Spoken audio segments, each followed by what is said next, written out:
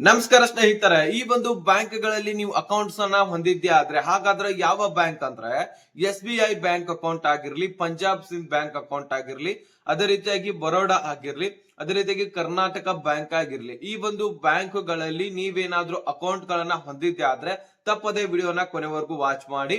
ಹಾಗಾದ್ರೆ ಯಾವ ಯಾವ ಹೊಸ ರೂಲ್ಸ್ ಗಳು ಜಾರಿ ಆಗ್ತಾ ಇದೆ, ಯಾವ ರೂಲ್ಸ್ ಗಳನ್ನ ಈ ಒಂದು ಬ್ಯಾಂಕ್ ಗಳು ಜಾರಿ ಮಾಡ್ತಾ ಇದೆ, ಪ್ರತಿಯೊಂದನ್ನ ನಾನು ಬಹಳ ಕ್ಲಿಯರ್ ಆಗಿ ವಿಶ್ಲೇಷಣೆ ನಿಮಗೆ ಕ್ಲಿಯರ್ ಆಗಿ ತಿಳಿಸ್ಕೊಡ್ತೀನಿ. ಆದಷ್ಟು ವಿಡಿಯೋನ ಕೊನೆವರೆಗೂ ವಾಚ್ ಮಾಡಿದ್ರೆ ಎಲ್ಲ ಕೂಡ ಮಾಹಿತಿ ಕ್ಲಿಯರ್ ಆಗಿ ಅರ್ಥ ಆಗುತ್ತೆ. ದಂಡ ತಪ್ಪೋದು ಕಟ್ಟೋದು ತಪ್ಪತ್ತೆ. ಸೊ ಹೀಗಾಗಿ ಕೊನೆವರೆಗೂ ವಾಚ್ ಮಾಡೋದ್ರ ಜೊತೆಗೆ ಇದೇ ರೀತಿ ಲೇಟೆಸ್ಟ್ ಆದಂತಹ ಅಪ್ಡೇಟ್ ಅನ್ನ ಕೊಡ್ತಾ ಇರ್ತೀವಿ. ಸಬ್ಸ್ಕ್ರೈಬ್ ಮಾಡ್ಕೊಳ್ಳಿ. ಈಗ ನಾವು ಡೈರೆಕ್ಟ್ ಆಗಿ ಟಾಪಿಕ್ ಗೆ ಬಂದ್ಬಿಡೋಣ. ವೀಕ್ಷಕರೇ, ನೀವು SBI ಆಗಿರ್ಲಿ, ಪಂಜಾಬ್ ನ್ಯಾಷನಲ್ ಬ್ಯಾಂಕ್ ಅಕೌಂಟ್ ಆಗಿರ್ಲಿ, ಅಥವಾ ಕರ್ನಾಟಕ ಬ್ಯಾಂಕ್ ಅಕೌಂಟ್ ಆಗಿರ್ಲಿ, ಅಥವಾ ಬರೋಡಾ ಬ್ಯಾಂಕ್ ಅಕೌಂಟ್ ಆಗಿರ್ಲಿ ಹೊಂದಿದ್ಯಾ ಆದ್ರೆ ಪ್ರತಿಯೊಬ್ರು ಕೂಡ ಈ ಒಂದು ರೂಲ್ಸ್ ಗಳನ್ನ ತಿಳಿದುಕೊಳ್ಳಲೇಬೇಕು. ಹಾಗಾದ್ರೆ ಯಾವ ಯಾವ ರೂಲ್ಸ್ ಗಳನ್ನ ಜಾರಿ ಮಾಡಲಾಗ್ತಾ ಇದೆ, ಇದು ಬರೀ ರೂಲ್ಸ್ ಗಳಷ್ಟೇ ಅಂತ ಅನ್ಕೊಳ್ಬೇಡಿ. ಆ ಬ್ಯಾಂಕ್ ತನ್ನ ಒಂದು ಭದ್ರತೆಯನ್ನ ಹೆಚ್ಚಳ ಮಾಡ್ಕೊಳ್ತಾ ಇದೆ, ಸೆಕ್ಯೂರ್ ಮಾಡ್ಕೊಳ್ತಾ ಇದೆ. ನಿಮ್ಮ ಅಕೌಂಟ್ಸ್ ಗಳಲ್ಲಿರ್ತಕ್ಕಂತಹ ಹಣವನ್ನ ಇನ್ಯಾವನೋ ಲಪಟಾಯಿಸ್ಕೊಂಡು ಹೋಗುವಂತಹ ಸಾಧ್ಯತೆಯನ್ನ ಕಡಿಮೆ ಮಾಡ್ಕೊಳ್ತಾ ಇದೆ. ಅದರ ಜೊತೆಗೆ ನಿಮ್ಗೂ ಕೂಡ ಎಚ್ಚರಿಕೆಯನ್ನ ವಹಿಸ್ಕೊಳ್ಳಿಕ್ಕೆ ತಿಳಿಸ್ತಾ ಇದೆ. ಹಾಗಾದ್ರೆ ಬನ್ನಿ, ಮೊದಲನೇದಾಗಿ ಕನಿಷ್ಠ ಬ್ಯಾಂಕ್ ಬ್ಯಾಲೆನ್ಸ್ ಅಂತ ಕೊಟ್ಟಿದ್ದಾರೆ. ಇಲ್ಲಿ ವೀಕ್ಷಕರೇ, ಬಹಳಷ್ಟು ಜನ ಏನ್ ಮಾಡ್ತೀರಿ, ನಿಮ್ಮಲ್ಲಿ ಇರ್ತಕ್ಕಂತಹ ಹಣವನ್ನ ಪೂರ್ತಿಯಾಗಿ ಬೋಳಿಸ್ಬಿಡ್ತೀರಾ, ಅಂದ್ರೆ ಹಸನ್ ಮಾಡ್ಬಿಡ್ತೀರಾ, ಜೀರೋ ಬ್ಯಾಲೆನ್ಸ್ ಇಟ್ಬಿಡ್ತೀರಾ. ಅಲ್ಲಿರ್ತಕ್ಕಂತಹ ಬ್ಯಾಂಕ್ ಅಕೌಂಟ್ಸ್ ನಲ್ಲಿ ಇರ್ತಕ್ಕಂತಹ ಹಣ ಒಂದ್ ಸ್ವಲ್ಪನಾದ್ರೂ ಕನಿಷ್ಠನಾದ್ರೂ ಇರಬೇಕು. ಆ ಕನಿಷ್ಠನಾದ್ರೂ ಹಣ ಇರಬೇಕು. ಇಲ್ಲಪ್ಪ ಅಂದ್ರೆ ನಿಮ್ಮ ಮೇಲೆ ಬಡ್ಡಿ ವಿಧಿಸಲಾಗ್ತದೆ, ಬಡ್ಡಿ ಅನ್ನೋಕ್ಕಿಂತನೂ ದಂಡ ವಿಧಿಸಲಾಗ್ತದೆ ಅನ್ನುವಂತಹ ಸೂಚನೆ ಕೊಟ್ಟಿದೆ. ಯಾಕಂದ್ರೆ ಬಹಳಷ್ಟು ಜನ ಜೀರೋ ಬ್ಯಾಲೆನ್ಸ್ ಅಕೌಂಟ್ ಇಟ್ಬಿಡ್ತಾರೆ.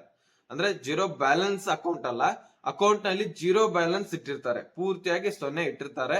ಅಲ್ಲಿ 1,000ನೋ ಅಥವಾ 2,000ನೋ ನೀವು ಆಲ್ಮೋಸ್ಟ್ ಇಟ್ಟಿರ್ಬೇಕು. ಅದಾದ್ಮೇಲೆ ಉಳಿತಕ್ಕಂತ ಹಣವನ್ನ ನೀವು ಖರ್ಚು ವೆಚ್ಚಕ್ಕಾಗಿ ನೀವು ಯೂಸ್ ಮಾಡ್ಕೊಳ್ಬಹುದು. ಅಷ್ಟನಾದ್ರೂ ಹಣ ಇಡ್ಬೇಕಂತ ಹೇಳಿದ್ದಾರೆ. ಇದರಲ್ಲಿ ಹೆಚ್ಚಾಗಿ ಡಿವೈಡ್ ಮಾಡಿರ್ತಕ್ಕಂಥದ್ದು ನಗರ ಪ್ರದೇಶ, ಗ್ರಾಮೀಣ ಪ್ರದೇಶ.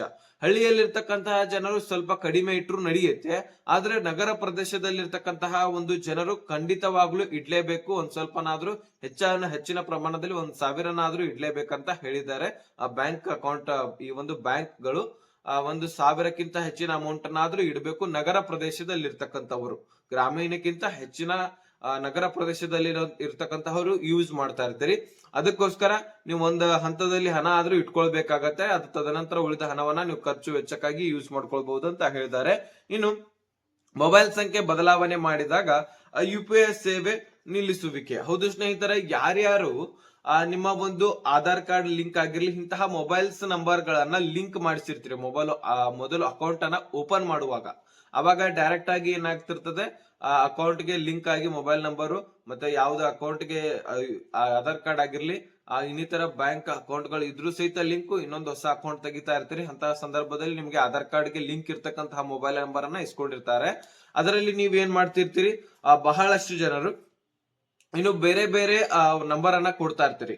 ಅದಕ್ಕೆ ನಿಮ್ಮ ಬ್ಯಾಂಕ್ ಅಕೌಂಟ್ ಗೆ ಲಿಂಕ್ ಆಗಿರ್ಬೇಕು, ಆಗ ಮಾತ್ರ UPI ಸೇವೆ ಓಪನ್ ಆಗತ್ತೆ, UPI ಸೇವೆ ನಿಮಗೆ ಸಿಗ್ಲಿಕ್ಕೆ ಸಾಧ್ಯ. ಬ್ಯಾಂಕ್ ಅಕೌಂಟ್ಗೂ ಅದೇ ನಂಬರ್ ಇರಬೇಕು, ಆ ನಂಬರ್ ನ ಯೂಸ್ ಮಾಡ್ತಾ ಇದ್ರೆ UPI ಸೇವೆ ನಿಮಗೆ ಸಿಗತ್ತೆ. ಒಂದು ವೇಳೆ ಆ ನಂಬರ್ ಅನ್ನ ಯೂಸ್ ಮಾಡ್ಕೊಳ್ಳೋದು ನಿಲ್ಲಿಸ್ಬಿಟ್ಟು ಬೇರೆ ನಂಬರ್ ನ ಲಿಂಕ್ ಮಾಡಿಸಿದ್ದೆ ಆದ್ರೆ ಬ್ಯಾಂಕ್ ಅಕೌಂಟ್ ಗೆ, ಆ ನಂಬರ್ ಗೆ UPI ಸೇವೆ ಸಿಗೋದಿಲ್ಲ ಅನ್ನುವಂತಹ ಸೂಚನೆ ಕೂಡ ಕೊಟ್ಟಿದ್ದಾರೆ. ಯಾವುದು ಆಧಾರ್ ಕಾರ್ಡ್ ಗೆ ಲಿಂಕ್ ಇರತ್ತೆ, ಬ್ಯಾಂಕ್ ಪಾಸ್ಬುಕ್ ಗೆ ಲಿಂಕ್ ಇರತ್ತೆ, ಅದೇ ನಂಬರು UPI ಗೂ ಕೂಡ ಲಿಂಕ್ ಆಗ್ಬೇಕು, ಆಗ ಮಾತ್ರ ಅದು ಸೇವೆಯಲ್ಲಿ ಸಿಗತ್ತೆ. ಈ ಕೂಡ ಅದೇ ಇದೆ, ಇನ್ ಮುಂದೆನೂ ಕೂಡ ಅದೇ ಇರುತ್ತೆ ಅನ್ನುವಂತಹ ಸೂಚನೆ ಕೊಟ್ಟಿದ್ದಾರೆ. ಬಹಳಷ್ಟು ಜನ ನಿಮ್ಮ ಮೊಬೈಲ್ ನಂಬರ್ ಅನ್ನ ಚೇಂಜ್ ಮಾಡ್ತಾ ಇರ್ತೀರಿ. ನಮಗೆ ಅಕೌಂಟ್ ಗೆ ಹಣ ಬಂದಿರೋದು ಅಥವಾ ಡೆಬಿಟ್ ಆಗಿರೋದು ಹೋಗಿರೋದು ನಮಗೆ ಮೆಸೇಜ್ ಬರ್ತಾ ಇಲ್ಲ, ಹೀಗಾಗಿ ಬೇರೆ ನಂಬರ್ ಲಿಂಕ್ ಮಾಡೋಣ ಅಂತ ಹೇಳ್ತಿರ್ತೀರಿ. ಆ ರೀತಿ ಮಾಡಬೇಡಿ. ನಮಗೆ ಮೆಸೇಜ್ ಬರ್ತಾ ಇಲ್ಲ, ನಮಗೆ ಪ್ರತಿಯೊಂದು ಬ್ಯಾಂಕ್ ಬ್ಯಾಲೆನ್ಸ್ ನ ಕಟ್ ಆಗ್ಲಿ ಅಥವಾ ಕ್ರೆಡಿಟ್ ಆಗ್ಲಿ ನಮಗೆ ಬರಬೇಕು ಮೆಸೇಜ್ ಅನ್ನುವಂತಹ ಸೂಚನೆಯನ್ನ ನೀವು ಬ್ಯಾಂಕ್ ನವರಿಗೆ ಹೇಳಿದ್ರೆ ಅವರೊಂದು ಫಾರ್ಮ್ ಫಿಲ್ಅಪ್ ಮಾಡಿ ಕೊಡು ಅಂತ ಹೇಳ್ತಾರೆ. ಅಲ್ಲಿ ಫಿಲ್ಅಪ್ ಮಾಡಿಕೊಟ್ರೆ ನಿಮಗೆ ಮತ್ತೆ ಮೆಸೇಜ್ ಗಳು ಬರ್ಲಿಕ್ಕೆ ಪ್ರಾರಂಭವಾಗ್ತದೆ. ಅದು ಬಿಟ್ಟು ಬೇರೆ ನಂಬರ್ ಲಿಂಕ್ ಮಾಡಿಸ್ಕೊಳ್ಬೇಡಿ. ಯಾವುದು ಮುಖ್ಯವಾದಂತಹ ನಂಬರ್ ಇದೆ ಆ ನಂಬರ್ಗೆ ಮಾತ್ರ ಈ ಒಂದು ನಂಬರ್ ನ ಲಿಂಕ್ ಮಾಡಿಸ್ಕೊಳ್ಳಿ. ಇನ್ನು 20 ಲಕ್ಷಕ್ಕಿಂತ ಹೆಚ್ಚಿನ ವಹಿವಾಟು ಮಾಡಿದ್ದೆ ಆದ್ರೆ ಕಳೆದ 3 ವರ್ಷದಿಂದ TDS ಅನ್ನ ಪಾವತಿ ಮಾಡ್ಲಿಲ್ಲಪ್ಪ ಅಂದ್ರೆ ಆದಾಯ ತೆರಿಗೆ ಪಾವತಿ ಮಾಡ್ಲಿಲ್ಲಪ್ಪ ಅಂದ್ರೆ ನೀವು ಆ ಒಂದು ಆದಾಯ ತೆರಿಗೆಯನ್ನ ಪಾವತಿ ಮಾಡಬೇಕು. ಇಲ್ಲ ಅಂದ್ರೆ 10,000 11,000 ಅಷ್ಟೇ ಅಲ್ಲ, ಅದಕ್ಕಿಂತ ಹೆಚ್ಚಿನ ಪ್ರಮಾಣದಲ್ಲಿ ಕೂಡ ದಂಡ ವಿಧಿಸಲಾಗುವುದು. ಸೊ ಹೀಗಾಗಿ ಪ್ರತಿಯೊಬ್ಬರು ಕೂಡ ಯಾರು ಹೆಚ್ಚಿನ ವಹಿವಾಟವನ್ನ ನಡೆಸ್ತೀರಿ ಅವರೆಲ್ಲರೂ ಕೂಡ TDS ಅನ್ನ ಆದಾಯ ತೆರಿಗೆಯನ್ನ ಪಾವತಿ ಮಾಡ್ಬೇಕಂತ ತಿಳಿಸಿದೆ. ಸುಮಾರು 1 ಕೋಟಿಗಿಂತ ಹೆಚ್ಚಿನ ಒಂದು ವಹಿವಾಟನ್ನ ನಡೆಸಿದಂತವರು 5% ಅಷ್ಟು TDS ಅನ್ನ ಪಾವತಿ ಮಾಡಬೇಕು. ಇಲ್ಲಿ 20 ಲಕ್ಷಕ್ಕಿಂತ ಹೆಚ್ಚಿನ ಒಂದು ವಹಿವಾಟನ್ನ ನಡೆಸಿದಾದ್ರೆ 3% ಅಷ್ಟು TDS ಅನ್ನ ಪಾವತಿ ಮಾಡ್ಬೇಕಾಗತ್ತೆ. ಸೊ ನೋಡಿ, ಈ ಒಂದು ಬ್ಯಾಂಕ್ ಗಳ ಬಗ್ಗೆ ಲೇಟೆಸ್ಟ್ ಆಗಿ ಅಪ್ಡೇಟ್ ಸಿಕ್ಕಿತ್ತು, ನಾನು ತಿಳಿಸಿದ್ದೀನಿ. ಅರ್ಥ ಆಗಿದ್ರೆ ಈ ಒಂದು ಅಪ್ಡೇಟ್ ಅನ್ನ ಈ ಒಂದು ಬ್ಯಾಂಕ್ ಅಕೌಂಟ್ ಹೊಂದಿದಂತವರಿಗೆ ಸ್ನೇಹಿತರಿಗೆ ಶೇರ್ ಮಾಡೋದನ್ನ ಮರಿಬೇಡಿ. ಮತ್ತೆ ನೆಕ್ಸ್ಟ್ ಮಾಹಿತಿ ಬಾಯ್ ಬಿಡಿ ಫ್ರೆಂಡ್ಸ್.